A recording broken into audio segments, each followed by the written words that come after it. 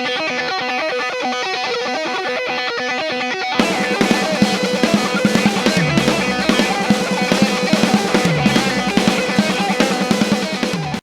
and welcome to Movie Mayhem here at Suspiria Works Cinema, where we unfortunately watch all the movies.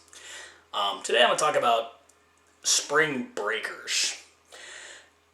Watched a stream of this and I was kind of unsure how to review it. So, there's movies that are good and bad, and there's some movies that, and not even some, very few movies ever that I wish I could unsee, and I'm not quite sure why they were even made.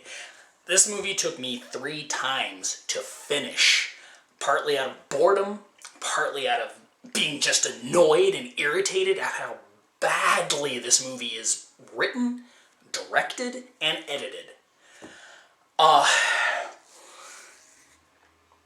So, the reason people have heard of this movie is because you got Selena Gomez, Vanessa Hudgens, and James Franco are in it. Otherwise, I don't think anyone would even known this movie existed. The director, Korine, was made famous for writing kids. He did not direct kids, and it's very evident. If you watch Gummo, his first movie as a director, released a few years after Kids, you can see a distinct difference. You can tell it's the same type of writer, but while Kids is a dark and depressing look into American youth, Gummo is just revels in the filth and depression, and the way the movie flows is awkward and just does not tell a progressive story. Kids, progressive story. Gummo, not. So, fast forward nearly 20 years later, he hasn't made many movies in between, a couple documentaries, a couple other features, and you got Spring Breakers. I'm not sure how they got the top list talent in this, except that Selena Gomez wanted to shed her good girl image. I'll talk about the good, since there's so little of it. Franco isn't bad. He does a decent role, but again, if you want to see James Franco performance done better, watch True Romance. Gary Oldman, same character. Only Gary Oldman was only in it for a little while, and I didn't get irritated. Franco just continues on, and I swear he had to watch True Romance to study for this role, because it's the exact same character. And God, it just keeps going on and on and on. There's going to be spoilers, but again, I don't know why you'd watch this piece of crap.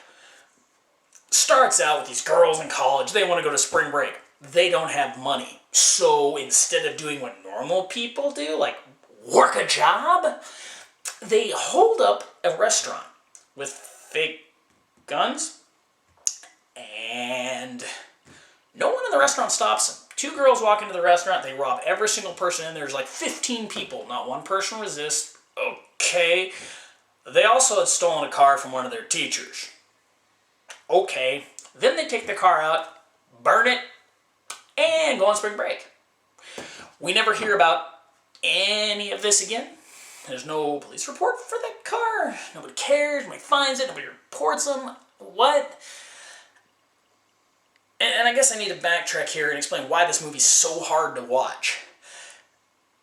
Every few seconds, you cut back to this Girls Gone Wild stock footage type of thing that is the worst abuse of slow motion I've ever seen. Every shot is in slow motion, and it's of people doing the woo dance with this just pounding dubstep. And it keeps cutting to this non-stop. So it's like I have a 90-minute movie where 20 minutes is movie, and the other 70 minutes is nothing but a slow-motion dubstep music video cut from the B-reel of Girls Gone Wild. Keep in mind, no, we don't see Selena Gomez or Vanessa Hudgens naked. One of the other girls, you see her breast in one scene.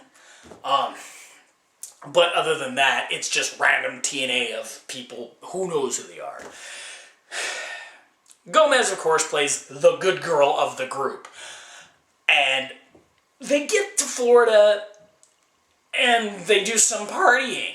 Now, keep in mind, we're almost 40 minutes into this movie, and still nothing has happened.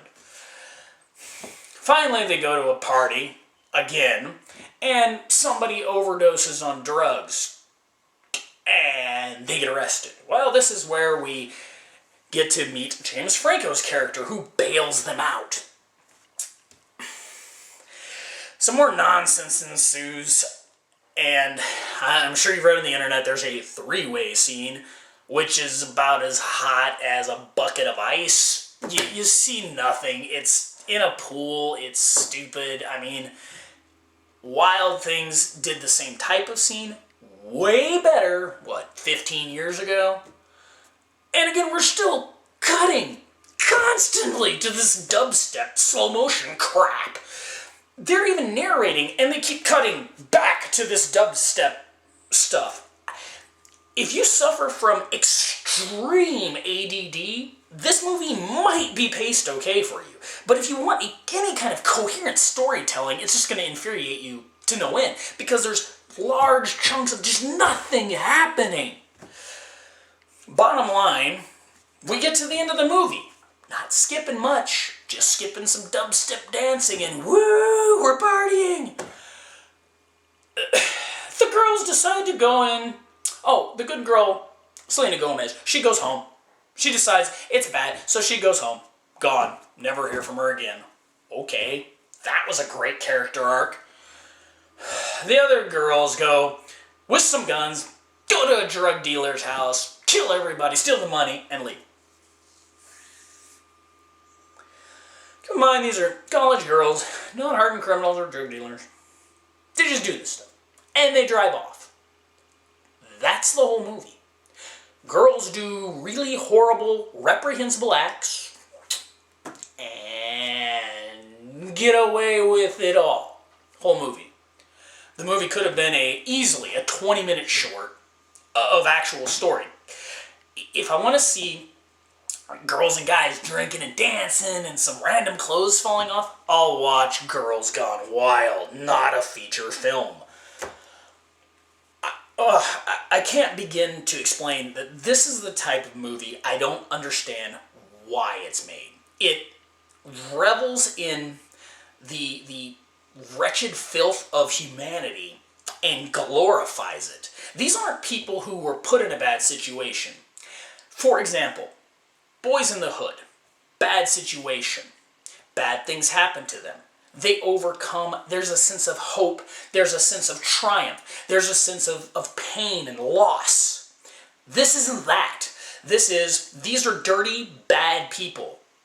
And they are good because of their own filth, and you should enjoy it and just accept. That's how some things are. There's no arc. There's no arc to this story. It's just garbage, strictly made for the underbelly of society. Oh my God, this movie's bad. And it's horrible to watch. The cinematography is a joke at best. The lighting is sporadic. I mean, because they're constantly cutting back to slow motion of people dancing with pounding dubstep music. Why? Tell a coherent story. Don't jump back to this nonsense to trick you into think you're watching an actual movie. Now, at one point, I was asked by the person watching this with me, what would make this movie better? I said, if a giant alligator came out of the pool and started eating them, and continued to eat everyone until the movie was over. And I stand by that. Had they put a giant alligator in this movie at the 30-minute mark, and it killed everybody until the end of the movie, it might have been a good movie. But that didn't happen. You're stuck with these just reprehensible characters. There's no one to like. I don't know how you could like any of these people. They're all vile and then just bad people. I don't get it. I know I've read some people thinking that this is good. I'm not sure what on earth they were smoking, but I would say avoid this movie. Do not watch it. Harmony Korine is a terrible director. I've only seen Gummo, and that movie sucked also. As a writer, he's had some nice ideas. Again, Kids was a good movie, but he didn't direct it. Keep that in mind. They advertised it as if he somehow made Kids, and he didn't. He wrote it, and that's it. So, final verdict, Spring Breakers. God, do I even give it a 1 out of 10? I wish I could unwatch it. It's just an awful piece of junk. Don't waste your time. It's easily the worst movie Franco's been part of. And he's the best performance in it. So, there you have it. Save yourself some pain. Skip this piece of crap. Go watch some Matei. There you'll see tons of TNA, and it's at least fun. Whew. So, that's it. I hope you enjoyed this review, or warning as we'll call it.